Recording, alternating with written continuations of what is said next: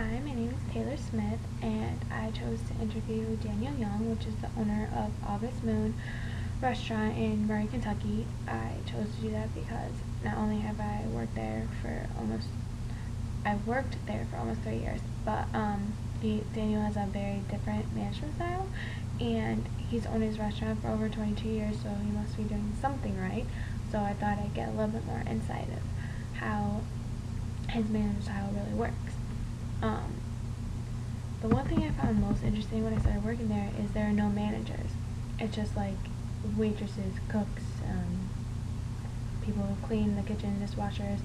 There was no one like above really anyone else. We all just had like our jobs to do, which I always thought was very interesting. So during this interview, I asked him why, and he said that he didn't want managers because he wanted to have his hand in everything. He didn't want to have a middle person or anything like that. He didn't want one person telling the manager one thing and the manager telling him another. Like, he wanted to know everything that was going on in his restaurant, all the problems, all the good things. Like, he didn't want anything slipping through the cracks, which I thought was very interesting because, you know, if a customer is unhappy, they'll want to speak to the manager.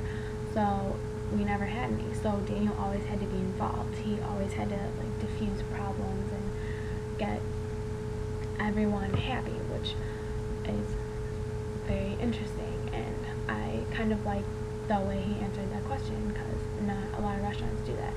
And I never actually noticed if we had a human resource department, but I guess we do, which is another thing that I found out while I was interviewing him. He said that the human resource department is very important. It helps you diffuse some of the conflicts that you're not sure how to deal with, or what is acceptable and what may be crossing the line. So he said it's always important to have a human resource department, which I agree with. I just never actually noticed that we had one. I noticed Daniel being like the owner and manager, like he tried very hard to keep everyone happy, like the customers happy and the employees happy.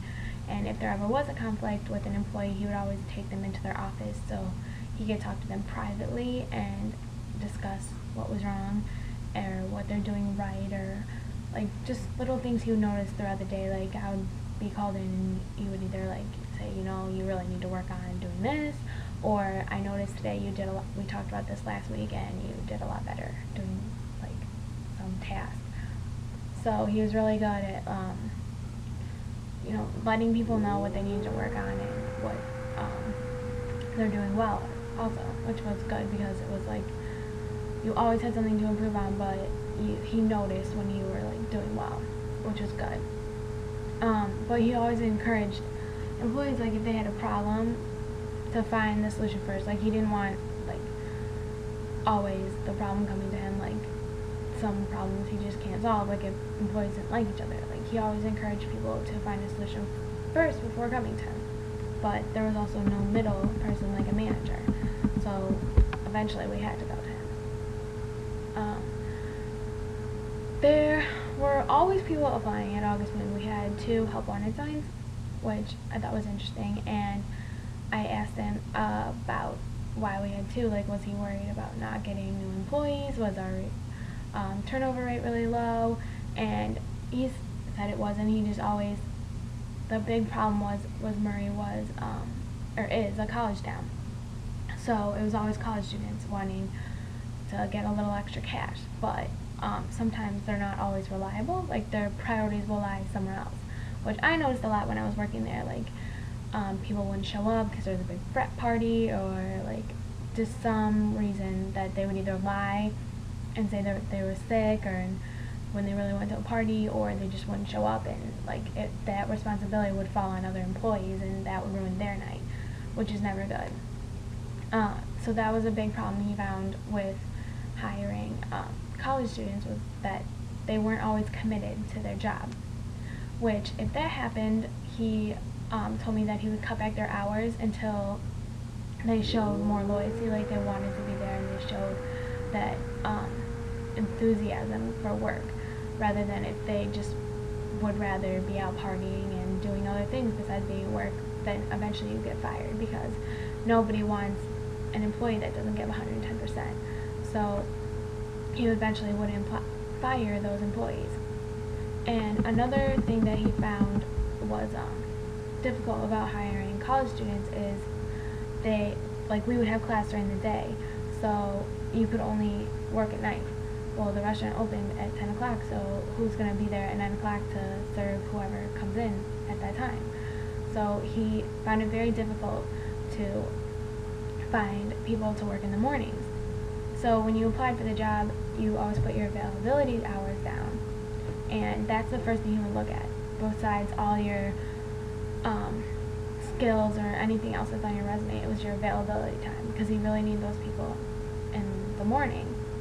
And I asked him what he would recommend for an interview for his restaurant, and he said always make sure you dress to impress, because no matter how good you look on paper, if you show up to the job looking like you just came from the mall or came from the beach or out at the gym or something, you don't act like you're going to take the job seriously, and no one wants an employee that's not going to give 110%.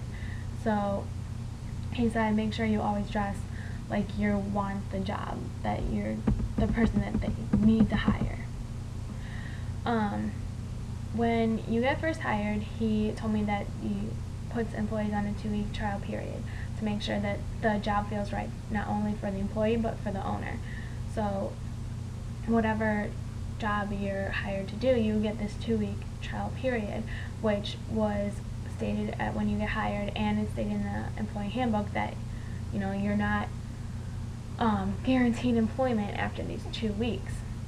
So he does that just to make sure the job is the right fit for the employee. And we also didn't really have any formal training, which I asked him why, because that was always really scary to me, that he just drops you into a new job and you just have to fend for yourself. But after he explained it to me, I actually kind of got it. He does it because it's not during a rush, it'll be during a Wednesday morning or something where not a lot of people show up, but he just puts you into that position and you have to fend for yourself. And he likes to see about your thinking of problem solving, your thinking of how you are on your feet, and if you have downtime, what are you going to do? Are you just going to stand there, or are you going to clean, or what your thinking process is for the job? That way when you get into a rush, it just clicks, which is what happened when I worked there. He just dropped me into a new position and you went for it. You knew what the outline of the job was, and you just started going. So when the rush hit, you were just okay, this is what I need to do, which a lot of employees don't do. They have a formal training session, you have to follow someone or something, but that's not his style. He likes to make sure that you can fend for yourself. And I asked him what he did for stress at work, because I'm sure he has a lot of stressful times since there's no managers and he's dealing with everything. But he said when he first started the business, he would get really cranky and want to leave and get upset at people. So that obviously wasn't working. So he decided now that he's been working there for a long time, now he just goes into his office, he shuts the door and leans back in his chair and takes a nap. He just forgets about it, and then when he wakes up, he has a new mindset and he's able to deal with the stress and deal with whatever problem it was, which I guess whatever works for him, and it works. So, and I asked him how he changed over from when he started the business and now, and he said that when he first started, the business was controlling his life, and he was there before it opened and after it closed and after everyone went home. And now he's made more time now that it's become successful, he's made more time for his wife and kids, and he still gets there before it opens so he can get everything taken care of. But now when the last employee leaves, that's when he leaves. He likes to make more time for his family, so he delegates different jobs to different people that if he thinks is responsible, then they'll be in control of all the waitresses or something. He is now putting more responsibility onto his employees, which he didn't do before.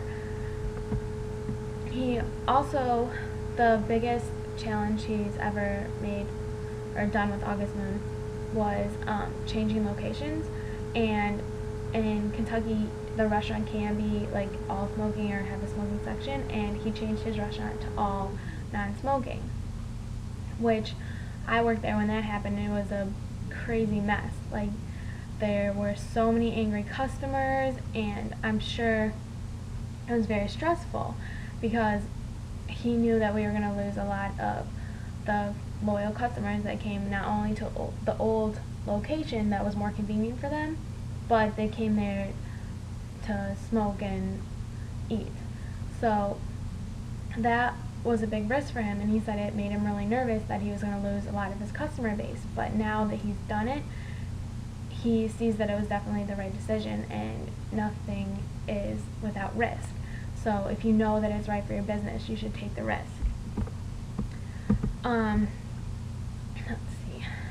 I asked him what tip he would give any potential business owner that wants to own their own business, and he said that make sure you over predict how many hours and how much money is going to go into this company. Like, when you first start out, you think it's going to be all breezy and so much fun, that you own your own business, you can be your own boss, but you really need to know like the hours that go into owning your own business and how much money. Like, it's better to over predict than to under predict. I asked him what his philosophy was, and he said that you get what you get out of what you put in. So the more effort you put into your business, the better and more successful it's going to be, which is very true because I definitely know that he puts in a lot of work, and the business has been successful for over 22 years, so he must be doing something right. So I am glad I got to talk to him and learn more, not only about his business side and his mindset, but it's interesting that his management style is a lot different than other employees or employers. It makes, like, I guess a successful business can really be run many different ways. It's just whatever works for you, and I would definitely go back to him for more business advice. So that's it. Thank you.